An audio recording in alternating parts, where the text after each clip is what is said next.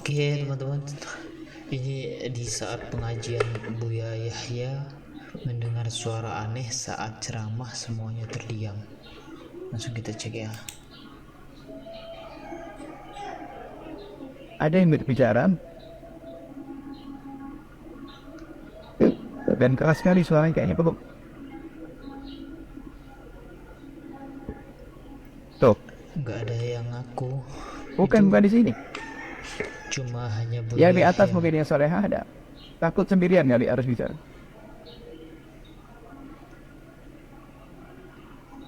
Coba ibu yang merasa mendengar yang di sampingnya berbicara, angkat tangan biar dibantu.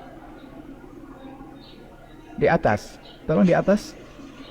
Soleha, Sobat PP di atas ada yang berbicara.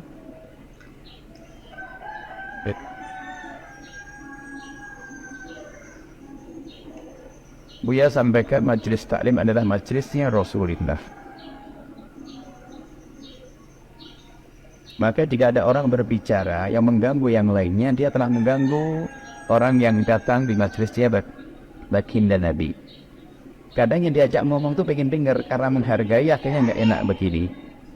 Makanya termasuk kalau datang jangan salaman. Kalau lagi majelis dimulai, jangan membagi-bagi air.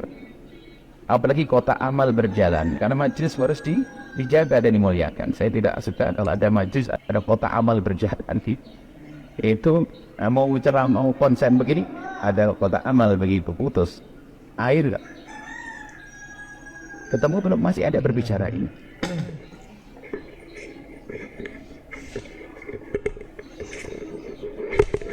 Iya, ini orang lagi ngobrol minum kopi nih. Gimana? Nggak ada. Kalau di video ini nggak ada yang ngaku dan juga nggak ada yang dengar, maksudnya gitu sih. Nggak tahu siapa. Karena tidak ingin, pasti ada yang terganggu seperti itu. Kalau Buya tidak terganggu, Buya menjaga jamaah yang datang.